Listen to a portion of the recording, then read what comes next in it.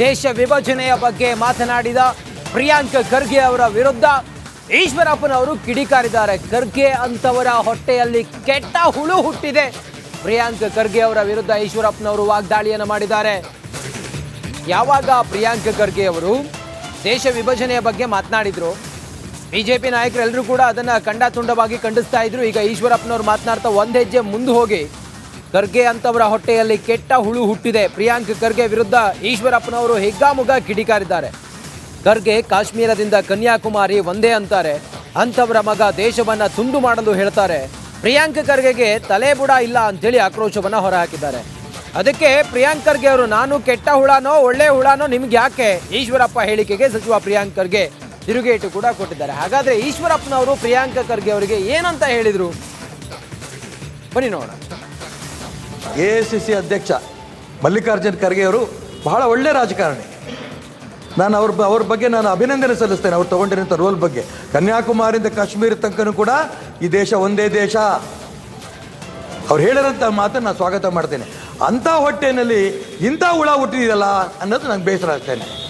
ಅಂಥ ಹೊಟ್ಟೆನಲ್ಲಿ ಇಂಥ ಹುಳ ಹುಟ್ಟಿದೆಯಲ್ಲ ಅನ್ನೋದು ನಂಗೆ ಬೇಸರ ಆಗ್ತೇನೆ. ಅದಕ್ಕೆ ಉತ್ತರ ಕೊಡಲ್ಲ ನಾನು. ನೋಡಿ, ಈಶ್ವರಪ್ಪ ಅವರು ಏನು ಹೇಳಿದ್ದಾರೆ ನನಗೆ ಗೊತ್ತಿಲ್ಲ, ಆದರೆ ಅವರ ಸಂಸ್ಕೃತಿಯನ್ನು ಭಾಳ ಚೆನ್ನಾಗಿ ಎದ್ದು ತೋರಿಸ್ತಾ ಇದೆ. ಅವ್ರು ಹೇಳಿದ್ದೆಲ್ಲನೂ ಕೂಡ ಯಾರು ನಾನು ಹೇಳ್ದಂಗೆ ಅವರ ಮಾತಿಗೆ BJP ಅವರೇ ಬೆಲೆ ಕೊಡ್ತಾ ಇಲ್ಲ ಅಂದರೆ ನಾವು ಯಾಕೆ ಕೊಡಬೇಕು? ಏನಾದರೂ ಬಾಯಿ ಪಡ್ಕೊಳ್ಳಿ, ಎಲ್ಲನ ಬಟ್ಟೆ ಹರ್ಕೊಳ್ಳಿ, ನನಗೇನು ಮಾಡೋದಿದೆ? ಜನರು ನಮ್ಗೆ ಆಶೀರ್ವಾದ ಮಾಡಿದ್ದಾರೆ, ಜನರ ಸೇವೆ ಮಾಡಬೇಕಾಗಿದೆ ಅಷ್ಟೇ. ಇಷ್ಟೇ ರಾಜಾರೋಷವಾಗಿ ದಯವಿಟ್ಟು ಹೋಗಿ ಕೇಂದ್ರ ಸರ್ಕಾರದ ಹತ್ರ ಗುಡುಗಿರಿ. ಕರ್ನಾಟಕದವರಿಗೆ ಕನ್ನಡಿಗರಿಗೆ ಅನ್ಯಾಯ ಆಗ್ತಾಯಿದೆ, ಅದ್ರ ಬಗ್ಗೆ ಮಾತನಾಡಿ. ನಾನು ಕೆಟ್ಟ ಹುಳನೋ ಒಳ್ಳೆ ಹುಳನೋ ತೊಗೊಂಡು ನಿಮ್ಗೇನು ಮಾಡೋದಿದೆ? ನಮ್ಮ ತಂದೆ ತಾಯಿ ತಾನೇ ಸಂಭಾಳಿಸ್ತಾ ಇರೋದು, ನಮಗೆ ಚಿತ್ತಾಪುರ ಜನರು ತಾನೇ ಆಶೀರ್ವಾದ ಮಾಡ್ತಾ ಇರೋದು. ನಿಮ್ಗೆ ಯಾಕೆ ಆಶೀರ್ವಾದ ಮಾಡ್ತಾ ಇಲ್ಲ BJPಯವರು? ಅದು ಹೇಳಿ. ಇವರಿಗೆ ಪದೇ ಪದೇ ಚಟ ಆಗಿಬಿಟ್ಟಿದೆ. ಮಾನ್ಯ ಮುಖ್ಯಮಂತ್ರಿಗಳು ಹೇಳ್ತಾರಲ್ಲ, ಮೆದುಳಿಗೆ ನಾಲ್ಗೆ ಕನೆಕ್ಷನ್ ಇಲ್ಲ ಅಂತ ಪದೇ ಪದೇ ತೋರಿಸ್ತಾ ಇದ್ದಾರೆ. ನಿಮ್ಮ ಹಿರಿತನಕ್ಕೆ ಗೌರವ ಕೊಟ್ಟು ನೀವು ಮಾತಾಡ್ತಾ ಇದ್ದೀನಿ. ಅಕಸ್ಮಾತ್ ನಿಮಗೆ ಬೇರೆ ಭಾಷೆನಲ್ಲೇ ಅರ್ಥ ಆಗುವ ಇದ್ದರೆ ಮರಿಬೇಡಿ, ನನ್ನ ಮೈನಲ್ಲೂ ಅಂಬೇಡ್ಕರ್ ಅವ್ರ ರಕ್ತ ಹರಿತಾ ಇದೆ. ನೋಡಿ, ಮಲ್ಲಿಕಾರ್ಜುನ ಖರ್ಗೆ ಅವರ ಹೊಟ್ಟೆ ಒಳಗಡೆ ಕೆಟ್ಟ ಹುಳ ಹುಟ್ಟಿದೆ ಅಂಥೇಳಿ ಪ್ರಿಯಾಂಕ್ ಖರ್ಗೆ ಅವರನ್ನು ಟೀಕಿಸಿದ್ರು. ಅದಕ್ಕೆ ಪ್ರಿಯಾಂಕ್ ಖರ್ಗೆ ಅವರು ಕೂಡ ಉತ್ತರ ಕೊಟ್ಟಿದ್ದಾರೆ. ನೋಡಿ, ಕೆಟ್ಟ ಹುಳನೋ ಒಳ್ಳೆ ಹುಳನೋ ನಿಮಗೆ ಯಾಕೆ ಅಂತೇಳಿ ಹೇಳಿದ್ದಾರೆ. ಈಶ್ವರಪ್ಪನವರು ಮಾತನಾಡ್ತಾ ದೇಶ ವಿಭಜನೆಯ ಬಗ್ಗೆ ಪ್ರಿಯಾಂಕ್ ಖರ್ಗೆ ಅವರು ಏನು ಮಾತಾಡಿದ್ರಲ್ಲ, ಇದು ಸರಿಯಲ್ಲ. ಇದು ಮಲ್ಲಿಕಾರ್ಜುನ ಖರ್ಗೆ ಅವರು ಭಾರತವನ್ನು ಜೋಡಿಸ್ತಾ ಇದ್ದಾರೆ. ಭಾರತ್ ಜೋಡೋ ಯಾತ್ರೆ ಅಂತ ಹೇಳಿ ಎಲ್ಲ ಕಾಶ್ಮೀರದಿಂದ ಕನ್ಯಾಕುಮಾರಿವರೆಗೂ ಕೂಡ ಒಂದೇ ಅಂತ ಹೇಳ್ತಾ ಇದ್ರೆ, ಮಲ್ಲಿಕಾರ್ಜುನ ಖರ್ಗೆ ಅವರ ಪುತ್ರ ಪ್ರಿಯಾಂಕ್ ಖರ್ಗೆ ಅವರ ಮಾತು ಇದು ಸಹಿಸ್ಲಿಕ್ಕೆ ಅಸಾಧ್ಯ, ಇದು ಕೆಟ್ಟ ಹುಳ ಅಂತ ಹೇಳಿ ಎಲ್ಲ ಟೀಕೆ ಮಾಡಿದ್ದಾರೆ.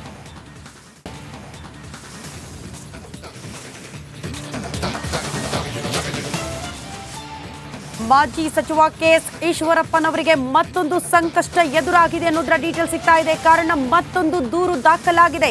ದೇಶದ್ರೋಹಿಗಳಿಗೆ ಗುಂಡಿಕ್ಕಿ ಕೊಲ್ಲಿ ಅನ್ನುವಂತ ಹೇಳಿಕೆ ದೊಡ್ಡ ಮಟ್ಟದ ಆಕ್ರೋಶಕ್ಕೆ ಕಾರಣ ಆಗಿತ್ತು. ಇದರ ಬೆನ್ನಿಗೆ ಮತ್ತೊಂದು ದೂರು ದಾಖಲಾಗಿದೆ ಅನ್ನೋದರ ಡೀಟೇಲ್ಸ್. ಯಶವಂತಪುರ ಪೊಲೀಸ್ ಠಾಣೆಗೆ ಶಶಾಂಕ್ ಅನ್ನೋರು ಹೋಗಿ ದೂರು ಕೊಟ್ಟಿದ್ದಾರೆ.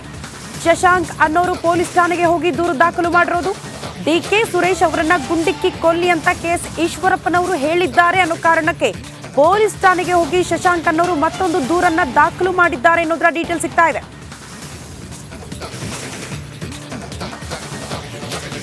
ಮಾಜಿ ಸಚಿವ KS ಈಶ್ವರಪ್ಪನವರಿಗೆ ಮತ್ತೊಂದು ಸಂಕಷ್ಟ.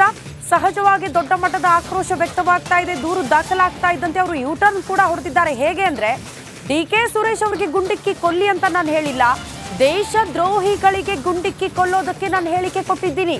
ಕಾಂಗ್ರೆಸ್ನವರು ನನ್ನ ಹೇಳಿಕೆಯನ್ನ ತಿರುಚುತ್ತಿದ್ದಾರೆ ಎನ್ನುವಂತಹ ವಿಚಾರವನ್ನ ಮಾಜಿ ಸಚಿವ KS ಈಶ್ವರಪ್ಪನವರು ಪ್ರಸ್ತಾಪ ಮಾಡ್ತಾ ವಾಗ್ದಾಳಿ ನಡೆಸಿದ್ರು.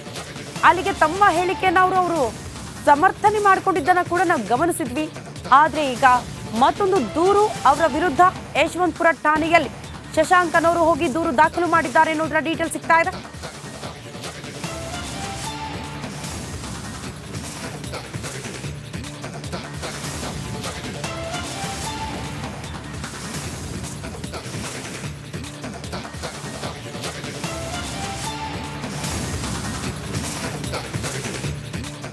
ಈಶ್ವರಪ್ಪನವರು ಅದೊಂದು ಆಡಿದಂಥ ಮಾತು ಗುಂಡಿಕ್ಕಿ ಕೊಲ್ಲಿ ಅಂತೇಳಿ ಹೇಳಿದ್ದು. ದೇಶ ವಿಭಜನೆ ಬಗ್ಗೆ ಮಾತಾಡಿದಂತಹ ಡಿ.ಕೆ. ಸುರೇಶ್ ಅವರ ಬಗ್ಗೆ ಅವರು ಆಡಿರುವಂಥ ಮಾತು ಗುಂಡಿಕ್ಕಿ ಕೊಲ್ಲಿ, ದೇಶ ವಿಭಜನೆ ಬಗ್ಗೆ ಮಾತಾಡಿರುವವರ ಬಗ್ಗೆ ಅಂತೇಳಿ ಆಡಿರೋದು.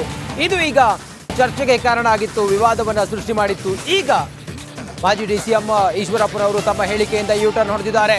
ತಮ್ಮ ಹೇಳಿಕೆಯನ್ನು ಸಮರ್ಥಿಸಿಕೊಳ್ತೀನಿ ಅಂತೇನೆ ಹೇಳ್ಕೊಂಡು ಬಂದಂಥ ಈಶ್ವರಪ್ಪನವರು ಈಗ ಯೂಟರ್ನ್ ಹೊಡೆದಿದ್ದಾರೆ.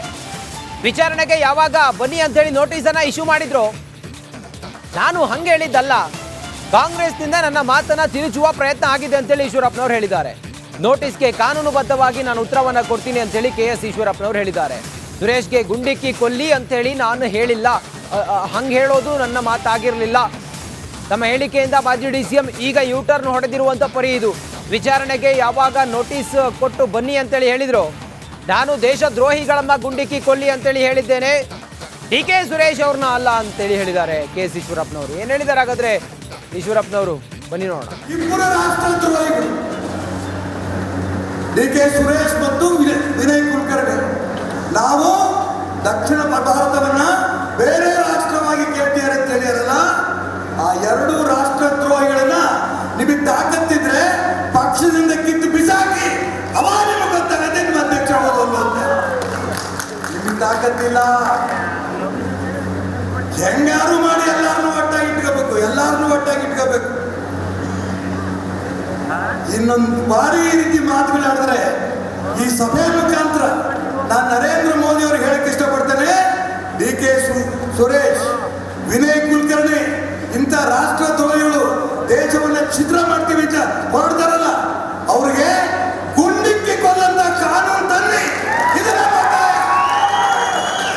ಏನ್ ಅನ್ಕೊಂಡಿದ್ರಿ ಈ ದೇಶ ಅಂದ್ರೆ? ಎಚ್.ಕೆ. ಪಾಟೀಲ್ರಿಗೆ ನಾನು ಅವರ ಹೇಳಿಕೆಯನ್ನು ತುಂಬ ಸಂತೋಷದಿಂದ ಮಾಡ್ತೇನೆ. ಅವ್ರು ಕಾನೂನು ಕ್ರಮ ತಗೊಳ್ಳೇಬೇಕು.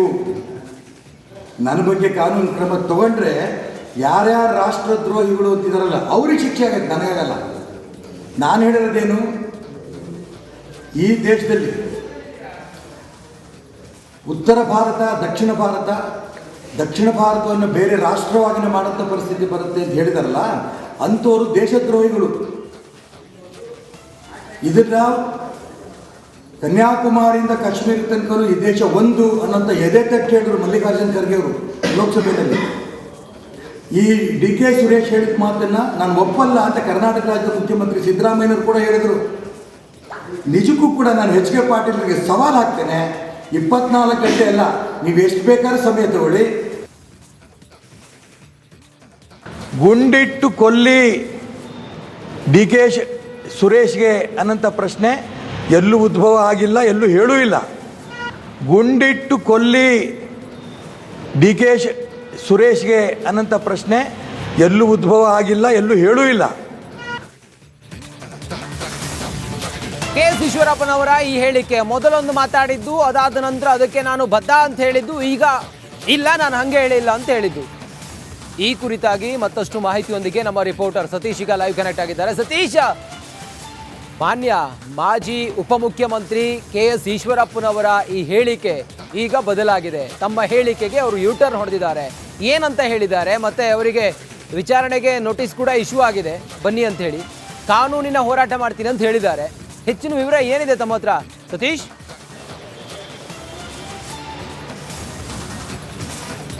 ರಂಜಿತ್, ಈಶ್ವರಪ್ಪನವರ ಹೇಳಿಕೆ ಸಾಕಷ್ಟು ವಿವಾದವನ್ನು ಸೃಷ್ಟಿಸಿತ್ತು. ಇದು ಅವರಿಗೆ ಪಕ್ಷಕ್ಕೆ ಸ್ವಲ್ಪ ಇರಿಸು ಮುರುಸು ಆಗ್ತಾ ಇತ್ತು. ಆ ಹಿನ್ನೆಲೆಯಲ್ಲಿ ಕಾಂಗ್ರೆಸ್ ಕಾರ್ಯಕರ್ತರೆಲ್ಲ ದೂರನ್ನು ಸಹ ಕೊಟ್ಟಿದ್ರು. ಆ ಪ್ರಕಾರ ನೋಟಿಸ್ ಕೂಡ ಈಶ್ವರಪ್ಪನವ್ರಿಗೆ ಹೋಗಿದೆ. ಹೀಗಾಗಿನೇ ಈಗ ನಾನು ಆ ರೀತಿ ಹೇಳಿಲ್ಲ ಅನ್ನೋ ಒಂದು ಮಾತನ್ನು ಈಶ್ವರಪ್ಪನವರು ಹೇಳ್ತಾ ಇದ್ದಾರೆ. ಆ ಮುಖಾಂತರ ಈ ಹಿಂದೆ ಹೇಳಿದಂಥ ಹೇಳಿಕೆಗೆ ಈಗ ಬದಲಾವಣೆ ಮಾಡ್ತಾ ಇದ್ದಾರೆ, ಉಲ್ಟಾ ಹೊಡಿತಾ ಇದ್ದಾರೆ. ಹೀಗಾಗಿನೇ ಇದು ಪಕ್ಷಕ್ಕೆ ಮತ್ತು ಅವರ ಈಶ್ವರಪ್ಪನವರಿಗೆ ಸ್ವಲ್ಪ ವಿವೇಚನೆ, ಅವರ ಹೇಳಿಕೆಗೆ ಸ್ವಲ್ಪ ಹಿನ್ನಡೆ ಆಯಿತು, ಅಂದರೆ ಇರುಸು ಮುರುಸು ಆಯಿತು, ಮುಜುಗರ ಆಯಿತು ಪಕ್ಷಕ್ಕೆ. ಆ ನಿಟ್ಟಿನಲ್ಲಿ ಪಕ್ಷದಿಂದ ಅವರಿಗೆ ಸಂದೇಶ ಹೋಗಿರ್ಬೋದು. ಹಾಗಾಗಿನೇ ಅವರು ತಮ್ಮ ಹೇಳಿಕೆಯನ್ನು ಬದಲಾಯಿಸ್ತಾ ಇದ್ದಾರೆ ಅನ್ನೋ ಚರ್ಚೆಗಳು ಕೂಡ ನಡೀತಾ ಇದೆ. ಒಟ್ಟಾರೆ ಈಗ ಕಾಂಗ್ರೆಸ್ ನಾಯಕರು ಮತ್ತು ಕಾರ್ಯಕರ್ತರು ಇದನ್ನು ಪ್ರಮುಖ ಅಸ್ತ್ರವಾಗಿ ಬಳಸ್ಕೊಳ್ತಾ ಇದ್ದಾರೆ. ಈಶ್ವರಪ್ಪನವರ ವಿರುದ್ಧ ಪ್ರತಿಭಟನೆಗೆ ಕೂಡ ಮುಂದಾಗಿದ್ದಾರೆ. ಕಾಂಗ್ರೆಸ್ ನಾಯಕರು ಈಶ್ವರಪ್ಪನವರ ವಿರುದ್ಧ ತೀವ್ರ ವಾಗ್ದಾಳಿಯನ್ನು ನಡೆಸ್ತಾ ಇದ್ದಾರೆ. ಈ ರೀತಿಯ ಹೇಳಿಕೆ ಈ ಹಿಂದೆ ಕೂಡ ಈಶ್ವರಪ್ಪನವರು ಈ ರೀತಿಯ ಹಲವಾರು ಹೇಳಿಕೆಗಳನ್ನು ಕೊಟ್ಟಿದ್ರು. ಈಗ ಮತ್ತೊಮ್ಮೆ ಚುನಾವಣೆ ಹತ್ರ ಬರ್ತಾ ಇದೆ, ಲೋಕಸಭೆ ಚುನಾವಣೆ ಹತ್ರ ಬರ್ತಾ ಇದೆ. ಈ ಸಂದರ್ಭದಲ್ಲಿ ಈ ರೀತಿಯ ಹೇಳಿಕೆ ಇದು ಪಕ್ಷಕ್ಕೆ ಡ್ಯಾಮೇಜ್ ಆಗ್ಬೋದು ಅನ್ನೋ ಚರ್ಚೆ ನಡೀತಿದೆ. ಆ ಹಿನ್ನೆಲೆ ಈಶ್ವರಪ್ಪನವರು ನಾನು ಆ ರೀತಿ ಹೇಳಿಲ್ಲ ಅನ್ನೋ ಒಂದು ಮಾತನ್ನು ಹೇಳ್ತಾ ಇದ್ದಾರೆ. ಜೊತೆಗೆ ಈಗೇನು ಅವ್ರ ವಿರುದ್ಧ ದೂರು ದಾಖಲಾಗಿದೆ, ಅದಕ್ಕೆ ಸಂಬಂಧಪಟ್ಟಂತೆ ಕಾನೂನು ಹೋರಾಟಗಳನ್ನು ಮಾಡ್ತೀನಿ ಅನ್ನೋ ಮಾತನ್ನು ಕೂಡ ಹೇಳಿದ್ದಾರೆ.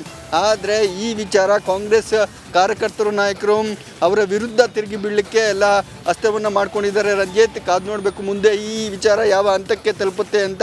ಈಗಾಗಲೇ ಈಶ್ವರಪ್ಪನವರ ವಿರುದ್ಧ ಪ್ರತಿಭಟನೆಗಳನ್ನು ಮಾಡ್ತಾ ಇದ್ದಾರೆ. ಕಾಂಗ್ರೆಸ್ ನಾಯಕರು ಕೂಡ ವಾಗ್ದಾಳಿ ನಡೆಸ್ತಾ ಇದ್ದಾರೆ. DK ಸುರೇಶ್ ಸ್ವತಃ ತಾನೇ ನಿಮ್ಮ ಮನೆ ಬಳಿಗೆ ಬರ್ತೀನಿ, ಗುಂಡೊಡೀರಿ ಅನ್ನೋ ಒಂದು ಸವಾಲನ್ನು ಹಾಕಿದ್ದಾರೆ. ಒಟ್ಟಾರೆ ಈ ಪ್ರಕರಣ ನೋಡಿದ್ರೆ ಈಶ್ವರಪ್ಪನವರಿಗೂ ಪಕ್ಷಕ್ಕೆ ಸ್ವಲ್ಪ ಮುಜುಗರ ಆಗಿದೆ ಅಂತ ಹೇಳ್ಬೋದು. ರಂಜಿತ್, ಎಸ್, ಥ್ಯಾಂಕ್ ಯು ನಿಮ್ಮೆಲ್ಲ ಮಾಹಿತಿಗಾಗಿ ಸತೀಶ್.